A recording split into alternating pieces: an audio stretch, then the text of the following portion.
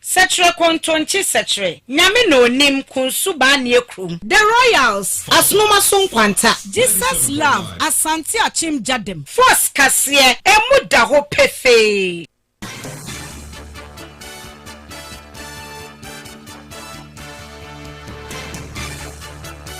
Lock it in. More news. More information. Fox. Promo to adeshima member mu nyina ha Fox 97.9 so eni ebraso se awie ensamudwa yen sa kase yede esom etiefo kase etwa ne ho e wo Fox 97.9 fiase ya www.foxfmonline.com kase enam so ko Facebook a eye Fox FM obo e de share search column ho mo a obenya kase ni wa hwe bi wi anu wa like ni wa share YouTube nso ye Fox TV GH TuneIn Radio Fox 97.9 information centers awodo pina and woman yen ato kesenti kase woma biem amomanfo etie bi ensemo yede ba ne de edi makotene bi eni atame na da no aso ya fiemu no aka se komo watinsiemo no bibia no ahe krado ECG mese isi adwumako ne so de abetudwa se womo chiro nkoda bi a wonya fiedun watwe edi nanso amanyako ni bi abeyi won ho afrim eno no atese we na akire pa se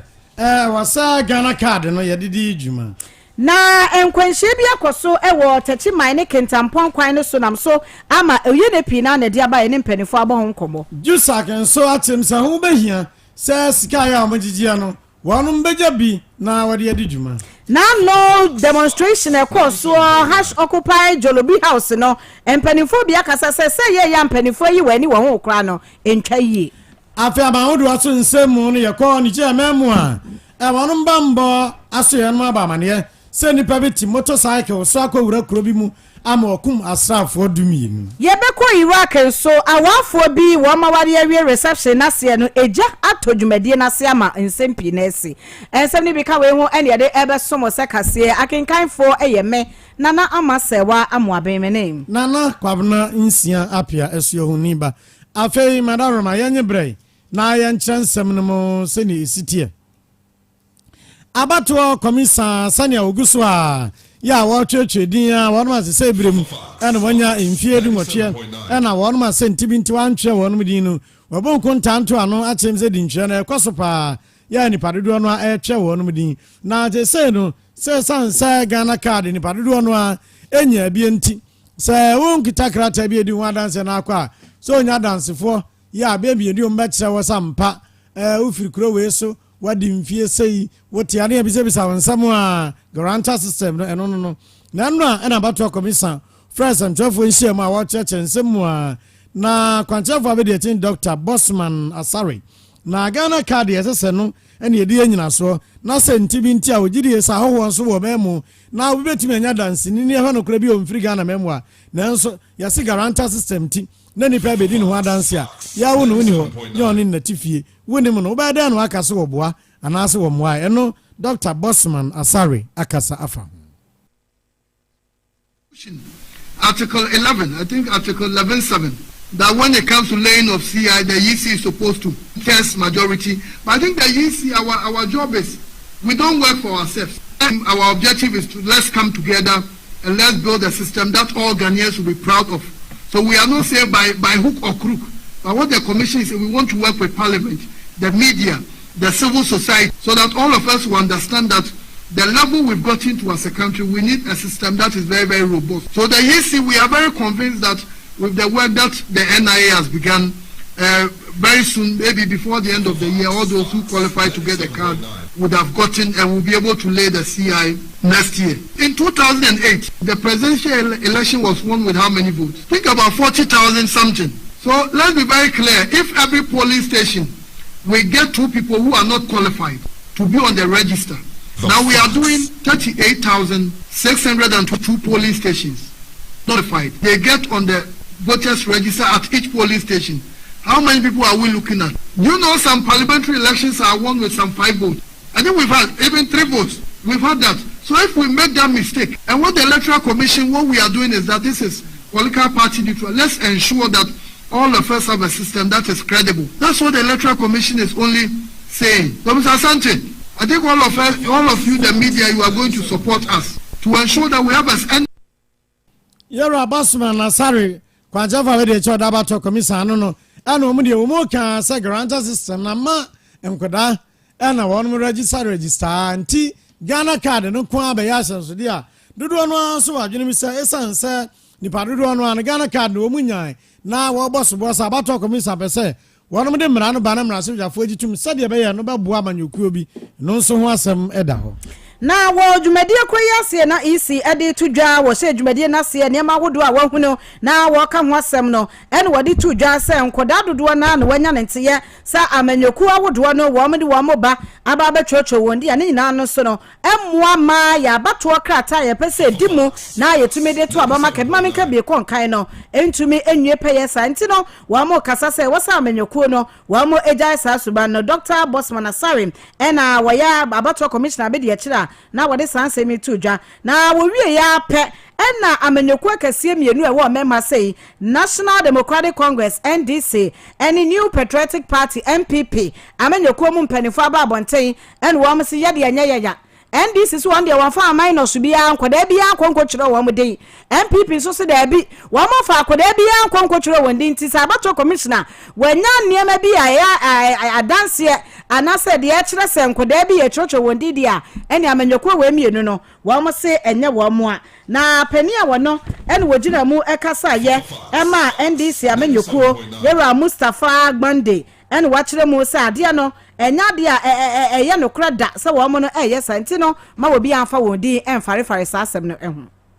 I think that is an alarming assessment of the issues because when a national exercise is ongoing and we have put systems in place to check errors, to check issues that would be ills of the system, and that is running naturally, you don't go accusing political parties when your own officials are the ones administering the process. And you yourself have stated that a lot of people have been challenged. They have been challenged because of suspicion of one thing or the other. You have seen MPP people challenging NDC people as they suspect. NDC people challenging. And so how do you come out to accuse political parties when the system is running naturally? I think that DC is caught up in reducing the essence of the whole registration exercise to come fast for the passage of a law. By so doing, they must take the route of making unfounded allegations against political parties. The NDC deassociate itself from that accusation. We have not passed minors. We have not involved in passing minors. We believe that the procedures, when you walk to the registration center, you will be taken through a process, and that process is by law enough to be able to detect. The EC is now examining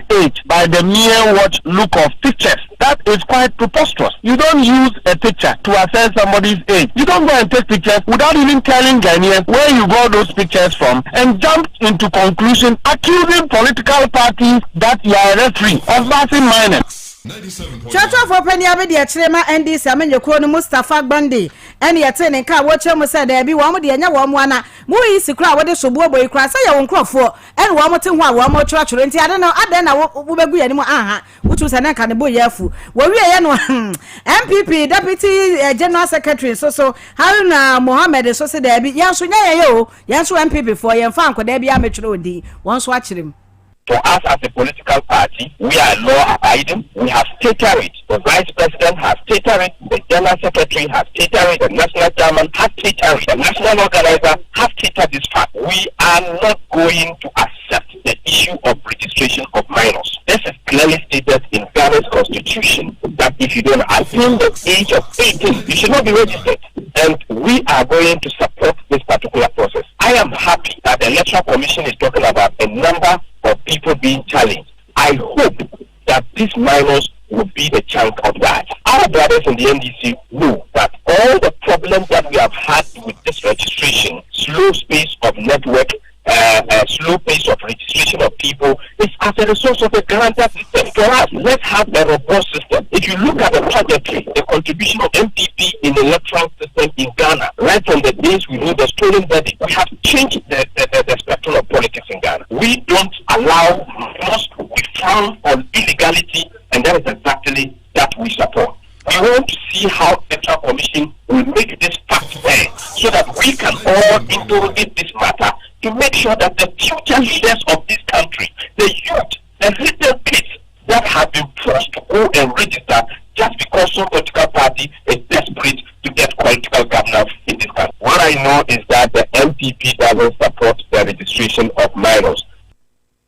Deputy General Secretary Church for Penny Abedi Chema NPP Amenyoko no Yera Haruna Mohammed Nsuno was say one de one MPP etia sad and chasa mamrana casetia intinya dia one more for sad no eso nti onye bi so asamina ono sam na te George ningo pram na sebe dwene no asisi akan wo no yesi baabi ayeto aba bi enkotwe din mesem mpene eja kromu ayeto aba obi anim nipa ho wo maame wona na bre wo no na sese okugu a my friend Kofi Bronya na se Bronya bre mu ne wo no nti wo afi no watimi de calculate mu no mesem mpene mo office na mbe no say da bia kasa bato commission duru baabi a wo no mo nhyɛ da nka no kra nkyɛ Ghana fo a na yɛ ntia so say okay yɛmfa ne sei mesem kwada atwe wo no mudin anya bia no mo so ma twe nipa baburu mpim nsia na yɛkye wo no matimi ayi sa hoho a yenya wo mu yesei enkwada yenya wo no mu yesei na safidie bi wo ho tumi bi wo amudi bi hunu sa nkwada atwe wo no mu din dia ɛna sa na nkura nkɛye wanya hunu sɛ wo no mu yɛ nkwada yi so mba na hunu na nkwa yi wo mafirim eti kura nka mo kura ma yɛ adwuma yɛ nti sa ha wo ya mo sa be ken kura no we be say asia ne say yɛntie Sam George. Mensa and Bosmanasari have any credibility left in them, but they don't. The claims they made, did they show any proof or any evidence? Did they show you statistics to back their claim that minors are showing up everywhere? I mean, with a great of respect, the EC has engaged in a lot of lies and rumor mongering and false disinformation and misinformation. And I mean, with Bosak Manasari, when he was a lecturer at the University of Ghana, say that he's going to sanction the stripping of to write his political science exam because 2 students were caught with foreign materials on them. I mean, that's the logic he's espousing. For people who run our electoral commission, you expect a better level of intelligence and candor from them. If you look at what the Electoral Commission of Ghana is doing, led by Jim Mensah and Bosman Asari, it lacks common sense and shows a lack of judgment and a lack of intelligence. In 2019, the Electoral Commission registered 500,000 people. 500,000. In 2019, they used 1,500 centers across the country to register 500,000 people. Then the same Electoral Commission comes to tell you in 2023 that it is going to register 1.35 million people, more than double, almost triple, 260% more. But this time, it is not going to use the same 1,500. It's not going to increase it, but it's actually reducing it to only 268 centers. Well, no, the American na film so the amoya mobeken. What a totoa, I see and the Santikra na kwese, Sabin ka ya the ya fiadu ne krampo to home. Na ya see ye can. What can say at the end you say, when Timian se free and one say, what can I say? Auntie about your commission. You're a sorry, Niji, Massa Crow, who say, one of the Ghana, I didn't eat dear. Yena so abato commissioner wa mujumedie mu ni wa hasei e na aban ebo nipa miensa bidin say wa mo nkonkwo bo abato commissioner na wonjumedie no enema enkonka wa abato wonsem mo Dr. Peter Apiahene, Madam Salima Tijani na Reverend bi eka ho na Reverend de Ghana fodi ne ho asem ka na mom Madam Tijani eye Salima na afi Dr. Apiahene de Ghana fododo na asori se de bi sangofo we se de wo mayi wo manim so mo ye MPP fo na sani amamra ne che no wobi nka say isifo no wo monto aba de na so amamra ne say so obi bayi nanim pa say won de amanyoko we ne wodom na wonim pa na wo pagya ne say won konko ye adwuma we isi wone de da bi ammoa enti sankofo we mienu ankofo kekeka say wo mo ye MPP fo no eni kwan se nka aban no eye hwehan ma wo mo so afre mu so akura akwa isi akache wonom ekokwa ye adwuma nti wo say aban ne yi wo mo free wonom na asemi na coalition for civil society organizations CSOs no wa mu nyina ahia na wa mu akabie Meche Center for Democratic Development CDD Ghana, Afa Institute for Democratic Governance IDEC and a coalition of domestic election observers CODEO wa mu nyina ahia and wa maka say mpanimfo mienu wei Dr. Peter Apiahene and Madam Salima Tijani de e was aban no wei wa mo edi wa mu free abato commissioner dwumade na ode ama wa mu nim na so peso wa mo so wa man no kronfo mo nko ba bi foforo enkonkwotum chese wa mu de bibia de adanse so ye MPP fo a amamra no etiasa na wo nyina ekohia ye no director wodi wa mu nyina animo eye Dr. Kwadwo Asante wano ene kasaye the IDEC and CODEO collaborating with the larger civil society body to deliberate on some of the observations we have made on elections this year and looking ahead at 2024, what kinds of insights and lessons that we can learn and how we can try to create a much more enabling environment for a peaceful, credible and transparent election. So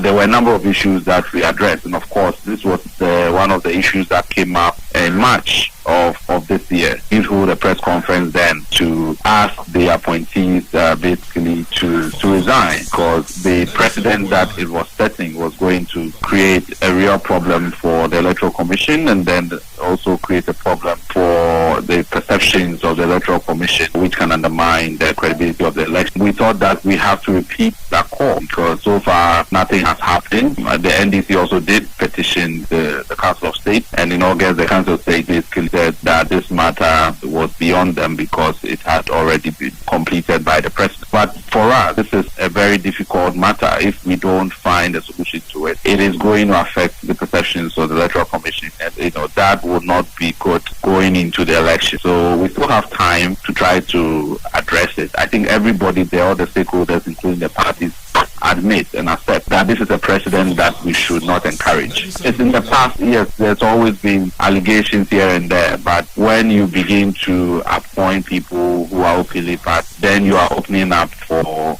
a very difficult situation for a body that's supposed to be neutral and is supposed to regulate political parties. Dr. Kwadwo Asante wano eya pani a wo mo ka wo ho bo mu nyina wo mo e kaseti asempani fom yenu bia yisi afa wo mo no e wo so yi wo mfe ho ene yete ne nka no a George Fane a magistrate from Ghana memoir no wo no mu okuo ya afibia mu no wo no konhia mu we Association of Magistrates and Judges of Ghana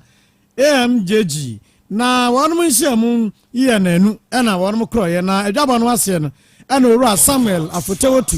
wano ana Judicial Service Staff Association of Ghana Chanchase Jusak wadano sa president and wade to judge for na magistrate for yanim sa wabasa wano mpa nke betumi a wan kunko wano manim na sika ya wano magije no court internal generated fund no kemu hamu abupan be saduoso ne betumi aka wano man kasa nsamu ya no na banye to bia emfiri mu sa de be ya adwuma wano mu die no ubetimi di ayan shepa amani nyina no etimi akoso na wase enya kuo no a wonum begina wonom a sabe won shada n9 will be pa na ye masa 70% retention fund ne ka wonom a wogiri esebetimi aboa Yera Samuel Afote Otu. A financially independent and accountable judiciary is crucial for effective justice delivery in Ghana. This is because an independent judiciary ensures that judges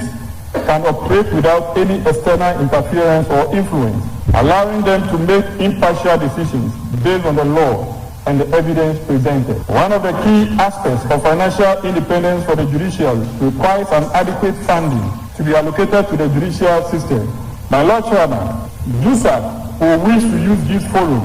to propose for an increase in the retention of the non-tax revenue from 30% to 70%. This will increase the IGF of the judiciary and enable us to internally settle the arrears of the allowances due judges and magistrates, as well as the staff of the judicial service.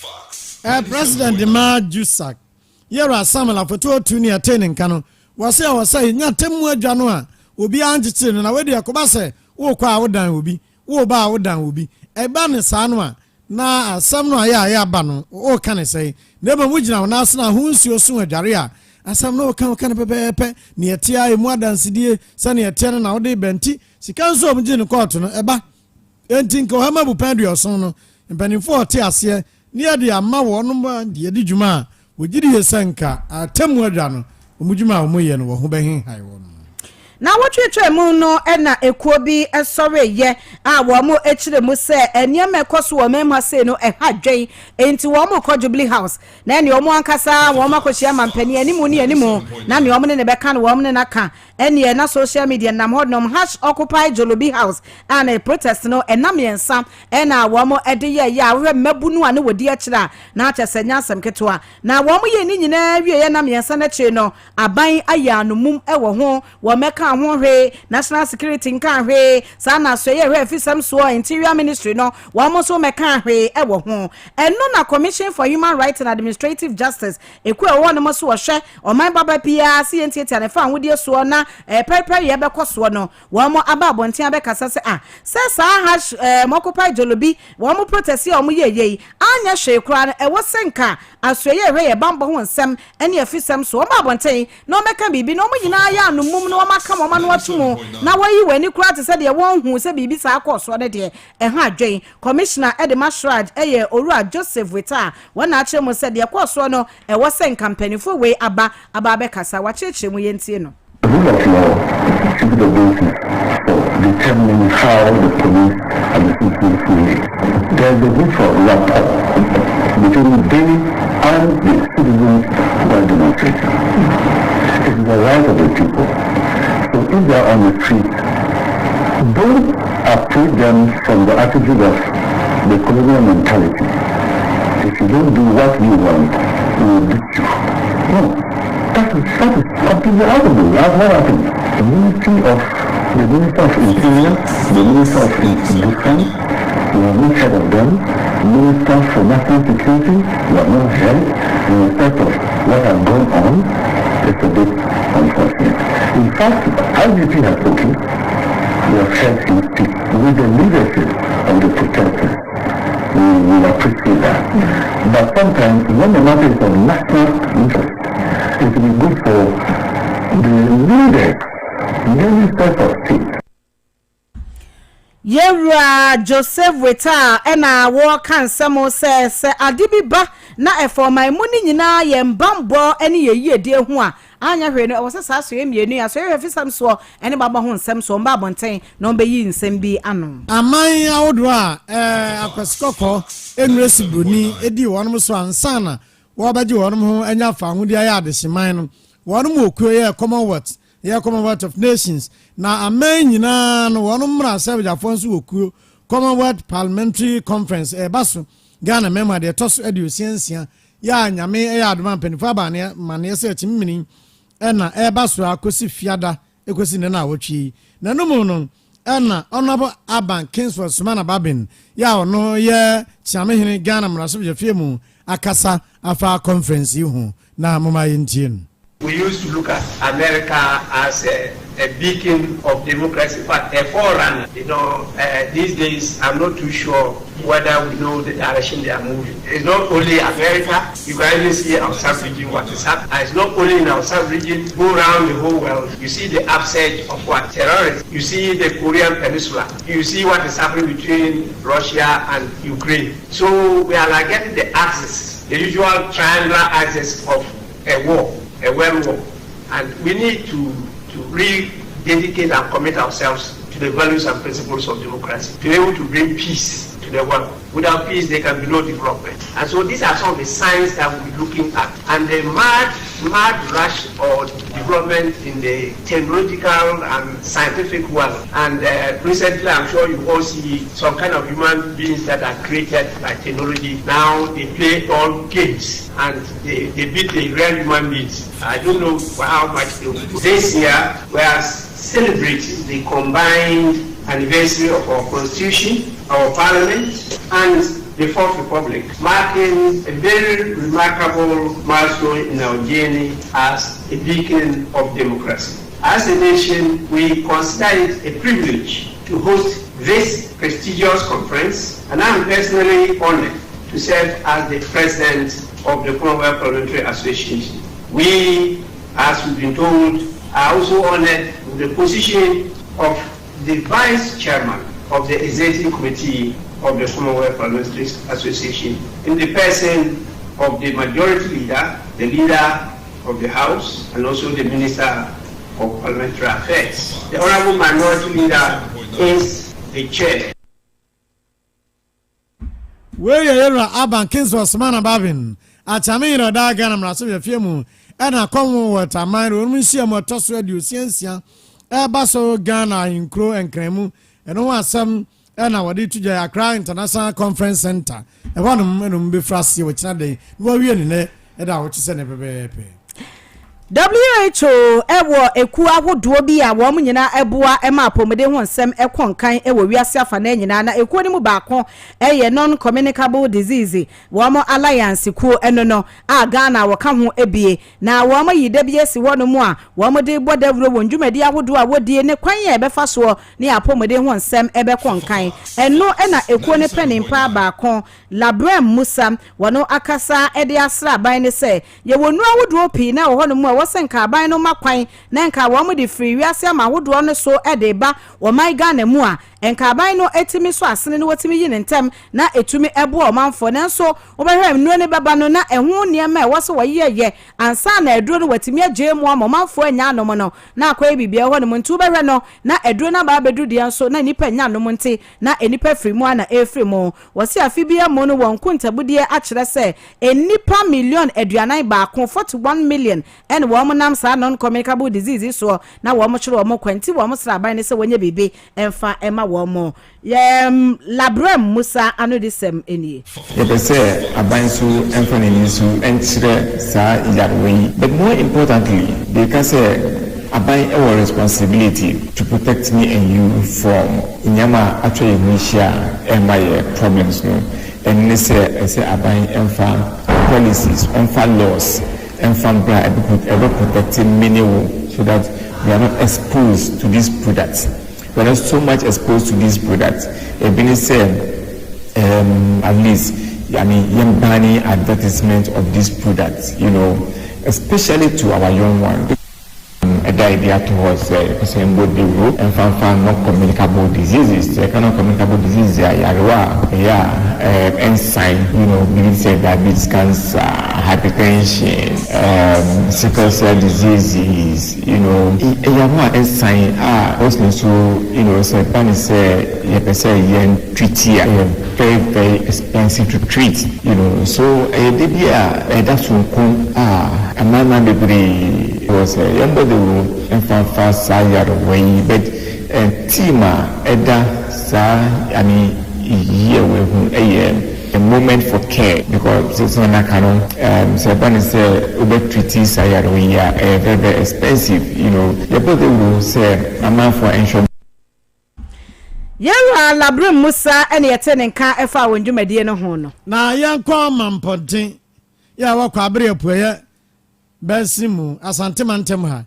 na mampontinja enyen infio besa duonu baako yewura kufu abreso na betwam tew na ye ya na yewura tames no mabefem ne mama tato na mama samba ne abetwam na yewura kufu adonso wo betwam mampontinja setia no ise grade dwan nchen high tension bi esuo na dedifu eguase na nyame amfafie na se nyame fafie kura na judas ho ye ha na semba ye ne dey adwadifo ya kan assembly yabo wonom so abo emfi aduonu baako ejane da sisi ho ene nsuo tobro no a we besiwa bedu ba bia se ada da ye nwirimu ne ya sa de akoma contract na no ya padwuma ma obi ma me ne papa enti adwadifo no wonom bo afuso assembly no anhwe yi a demonstration mbe ne kwatikwa demonstration wonom nsahwe me betwe wonom to asekwan mu pa ama mema no se de mo ani na betire fio se betire nwemu no mo aye sansa fede aboro wonom so na mo mientie mamponten adwadifo ni bie 21 years ni na ye wodwa ewo Mamponte market na wololo kwan wana ye adwuma maba waja ya sako ya me di bi hwe ya ma na ma school enti o ma no me se dwaro mba be cement ya ko ba bi for temple ha on be ye dwana mai o de yakotena kwan na eja baako na mo ye se yamra na mo sisi dwani nyina ma ye preku na mo de be go high tension 2002 besime ya da go high tension enti yesre o man panyin and na bedwa for na crofo so madam o ma me ye free heart tensions ye ba ye men ye ne say bra cross say twabere ya re nko a because obia nim say heart tensions di e yo ha ne amane enti yesre o man panyin na crofo so madam o me ye free heart tensions e mai I do this ma yes man ponte ju me pa cho sente sadia man ponte ma yeso ye be ye kire e de akire ama ni panyin be bu e ho adeja ama mo be bu e ho adeja ama mo say e bi e so won ye ni nyi Mamponte adwadifo a omuya se omusi dwayamba wono no emfi aduonu baako ya aka na omunya hwe na adwadifo ne ka omusi demonstration na duru hɔ no ma ɛne aprospo mbɛgyina 100 meters na matu nsu agu hɔ no mu so so ɔbɛyɛ aworo no ho na wɔ panto ase ne ɔbɛkɔ akɔmmoa no ɔbɛyɛ ne day o ahankɔfo no a ɛne yɛ nyinaa yasɛm Pemtuma kase na wasungu so awutie ne Fox 97.9 so enie ye to ansem ne so e de amaw adrobafo a wo mo fa tachi man kentampo kwan ne so no ewa obunu East Mantemu so kasa echemu se de kwan ne so ye hu pa enti mpanimfo mekọ wo mo moa wo mo se amena a chese atoto otokwan ne mo poto osu no aye owu afidie e de ama wo mo na no adai kura wo mo kiremu a kasi akase bi tanka ibia na so gas ekonya nkwanhia kwan ni mu ma munu mu hono mu adrobani a na wakasa track no wotoa nanam e wonse do e ma ka ne bia kwan ni mu a make say eda so demu enti akwayi wo hawo e de ama wo mo wo shopoto so mbedu boto mu a na bedu ba bi nso na sa aka akase sa bia kwan ni mu a wan hwe ni ya na so de kobom gas nso so ne jade wa wani tua enya bo mu a na se oye ne kase e na beba wo mo ni abre se mpanimfo emra emekọ wo mo emoa na aseminti ye ne station master kentampo eni tachi ma kwantempo ne so oru abafo asante ye na kasa e wo ho am wa kire mu sei. Thank you very much. I said the police no. Kwani na tutu san ya friends portals atutu. Ntu ba na wa hia unia. Odo bia hu ba bi ofa. Edam sa kopem ketabofi. Ama na anu kura no. Bukina kai ba ko wonya accident. Ewo okwa mmankwanta. Enam sa portal ko yera. Ama dala no kura wu. Ama lenda da wo ti ede. De bia no sameba. Nipa so wo ori akrom. De bia so yesu ye ka twem. Ufiri osu wi a anso abedu kitampo no enche okura ye dara ba ko enam portal se nya wo bom wo e feli Simon young guy age about 28 wo wu wo pin ti ya ya mebo a brother ne we mere e be na yi the lord park yankasa ya tia se no da bi etwa kan ticket o ma ni twa 4 cities service twa 2 cities women that kwasiara dem praha na ufiri osu a wo kwa jewa junction hono o dara ni bi yare o mati station hono ni lulu ko kitampo wanchi awurwa enti yeru abafo asante a wano eye station master tachi ma kentampo kwan ne so ne yete ne nkanu achi no adobafo ne bi nso ene ye kan wakosem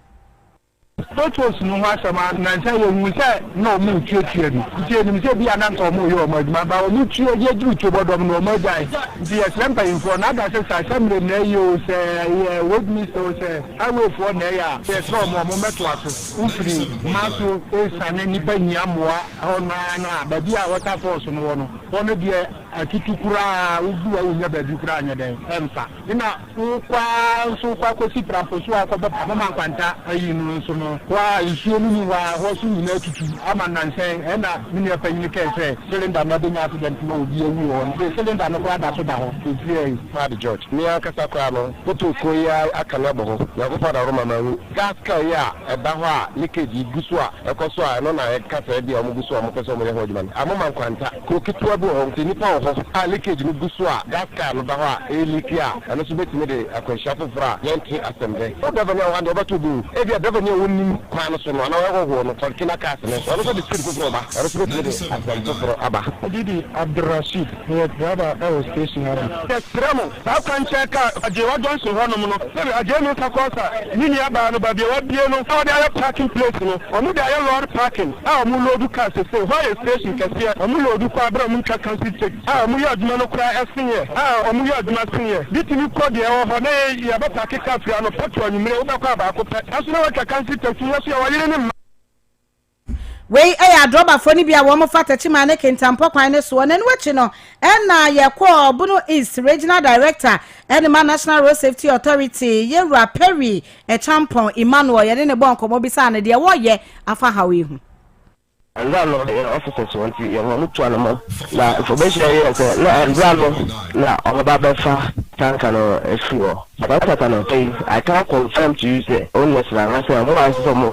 tanka ni fuo no mo ekwe ha ti ana pe kwa na me tu one o dey afraid I hope so by the course of the day they go concrete information about say ye efuo anase so no that's so the police also did get how best I safe from now to time on the through. I don't know if even so many if you are and Brano no see but I couldn't confirm say because I'm not taking tampo at the moment. The officers they say and the police are emotional and one question of many questions through and answer and so then we can confirm. Yera Emmanuel Perry champion so ene yete ne nka ne yegina no so atwa ho agenka to ye ba amano ne nsem ewachi Aye malenko fo aba mo fra bo wa mosum badwomo enyarwa hodo nan bi wo ho atumi tete da sani mo ho kata so kura wontumi na ewa pepun minimu ya ene hunimu nsuo na me bekire wa no aduro se wo kai se poku fama ko fa waduro bi ba ye se wa sane fufura ba malenko cough syrup waduro tata hwe wasum nuane nura hodo te se clofenramin mallet menthol ena diphen hydramin HCl na dia gumu enti anu aden etu wane pepun asentem so malenko be ya maman no ma minimu ada ho de pepun ni pepun brefo aba no so ohia malenko enkoda ntoto fe wane adantam so a okokata so a wane kata enti wantumi na no ohia malenko akoda wo no malenko faduro no kokata so a wodan na ho wontenani na de ache malenko baby eyema motofo a efrabo so memiensa edikosi afeso malenko junior so ya adantam dia ena malenko adult so ye mpanimfo dia MNG pharmaceuticals no ye malenko faduro yi enye na omayi pharmacy shops and drugstore huduo mu etufo mfrepoku pharma wo kumasi 051642221 and crying 0212722223 poku pharma ya pomodin farban mi fie ha na ye hwam sei de aduane no aye so easy amame esan Charlie Spices nti menam ya mechi ya aya akono ne ha ye hwam sa me de Charlie 3 mix powder ene simi ye na hwe mabenkate nkonto yi a ewuru putoputo ya etu hwam me de Charlie prekasa powder ene kumo sese de wu nya so be kwakoto prekasa na wotwitwa na wochinchi mu na emam no use Charlie prekasa powder eye 100% prekasa so one pe garlic here with the Charlie ginger powder and the best steam wonder ebe ye de ama me fie ha ye hwam me kan for Charlie Spices ama emenyina Charlie Spices emeduane eye de na ne buonso de eda form Charlie ginger powder Charlie prekasa powder and the Charlie 3 mix powder ebe tu Charlie Spices obenye biato ewodwa ene supermarket mu se wo pe ne dodo mu atu a Frequency Food Limited I was 0246-955-678 and now 0243-230-853. FDA AJ Edwedian Kratsoyi Atumu 97.9 God of way Edrona Bejane Atinga Bayer Atingane Una many Yariboni Bia Odiwinya today the Obekone Eda Bokosi Obekone Oya Gangali Akro Obekone So Chini Bubune Tinimfwa Anasen Kabone Wawa Karere Betinite Kiba Betinite Say a mampele Betinite Anase Pimpo Betinite Sebesiana Yadeno Ode Puano Betinite Eda Boko Pomade Ebeshi Arabia Manako Sawa ye jumadi obedu fie na huna nyina ya metini driver ni afari fwe edaboko e mami everywhere me papa ko crazy edaboko ointment no he go drive the pains away tibisra keke ana feti debeko sakoko sine ni shade ani ko heba kapsa sakasa yeah obi ane ne master koko na ne watch you know koko last baniko heba kapsa soko nyina last baniko heba kapsa ebi ana uya metim ebi num na how to echo uya mbera ho ma wato uya mbera ho koko last baniko heba kapsa soko nyina last baniko heba kapsa bema bakaya wedding swedra na joana tuni ni yesu awadi eni je wampem enso basuana wa aye bema yamro we got them bema yamro we all die wedroni bani heba capsules got them bani heba capsules bani heba capsules bani heba capsules die oh la la say oya wedding na ope baby a betwa photo any video a efe pa no eye onuadom multimedia ho na uduru a obenya professional photographers professional video cameramen ebe kumasi a say ope baby a betwa photo shoot pa say open akwaba open different types of photo shoots or wedding pictures no yenya photo book ma ho better ho afebo say ope say oya print ya efe say you poster banner stickers invitation card complimentary cards na eye onuadom multimedia ho ana make am for or for me ka o say eye na ba fie dofu bi na afrim se ope obi obetwa yie wotwa ne yie na mekafo onia John multimedia ama se open rentals pa bebi abenya nyoma papa benya canopy papa obenya nkonya papa tables papa obenya sound system a ebo nyu yie awa woti ne yie benya mattress a wo beda so bebi a card nyoma papa bebre o hwe onia John akiri kwan a behunu atonsu agogo one lorry park no ana edi enhwanimu ne number abetimi dia frɛ no enie 0244 64 7297 Onya John multimedia eyakre. Don't touch that dot. Ya mama kwa bana ya kwa ma odo so nsam ne mfie ni nkyem ewa nije sani ayi nyina nim sa asafo won ma twe tuo na wotu aban nije aguro no won ma so mum de ba nti ya ma ye sa ne se etuate dom ma odo okuo no jihadis no ma do so ho enti so mu so ansori e be ha adwene na nsan ana akodom ne bia yo ma adwene se woni a oye eku no obetu won mo so sa enti amo afra asafo no dodo no a akọ ahinkrom ho ama nkrododo no aho adampan ye na akofo bi a ebi ni fra ISIS fo nchen bi fra Kaida nchen wo ma keke wo mabomu a akotu asrafo bi so sa ama me kasa asrafo dumienu wonum nyina bomu awu na atemamufo dodo nso a wonum peprenti ama nije so afọ ye oheba mboso no Salifu Modi wonum de nsema tudwa ya wo ye nhwemu kra kire France ebetumi a ka France asrafo aya wo twe wonum no wo mu nko emwa ni je aban no na wontu atuate dom no asi Yekowie kase nyina ewo Iraq man ni mu no omo wo brono ba ko ede Paraguay no ewo Navy province emu na ewo nom na abeto dwa se ayefrofo bi a wo makwa so dem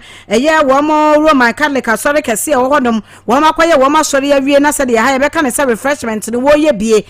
ma rahu sem bi ese refreshment na se ne nyina ne se bra ye ka sa ayefro no be ma ne wakunu masa wo ma se di kan ga na akra ya ne yetaye tubon se ne wo mo de ase ba nyom ne da so a na edu wo won ya no wasiesie honom no ene abafo no won ne ma bi o mo ye ntubon se ayefo ne won ni kru ne sana ne jabia pa necessary na won fefefe saa eno bi na nkofo ikoye ye no obi nim won fie ba bi ewo ene ne ye won nko ade ekope je ye a eniema ye de asiesie honom ode ya ayefo ne je bi koto mu ene ne peja ene enya asem keto ho na edare enipa aduonu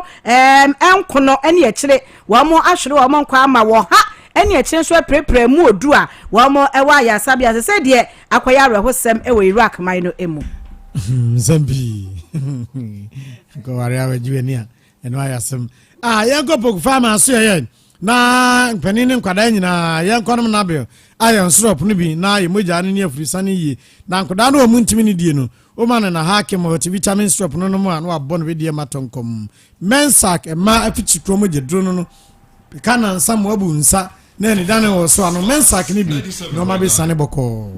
Jovi Travel for Estate and Job Agency so and American for the ama was so pese wutu kwan na akọ ne kama mu dia me pa cho fakodan Jovi na onyen fama Jovi beje visa ma obetwa ticket baabi a wo beda accommodation obepɛ dia ma afa insurance a ebebo wakwantuo ne ho ban obeye edia ma na wi a krata ebema watumi anya adwuma ye working permit nso wo dia ma me pa cho wo pese okọ UK wo pe Canada ana Portland wo dia no wo pe Romania anase Gulf countries ni bi na pesa okọ eno ane sa oni Jovi kasa na registration 1000 Ghana with them Gulf countries ni kwa de 500 Ghana na wutua obehwa ye ho nhye ni nyina de ma amo akwa akopie o micro na wo peso no na akwa akoye adwuma no nto ye nurse ni doctor ni midwife we teacher ni obetimi ajeje nkwada wo ho ode obetimi aye security obetimi aye afo adwuma ni nyina no kwa Jovi ebeboa o Jovi e kira kwan e wa tonso Monaco oni MTN office no edi nhwere mo for Apostle Patrick Jobefi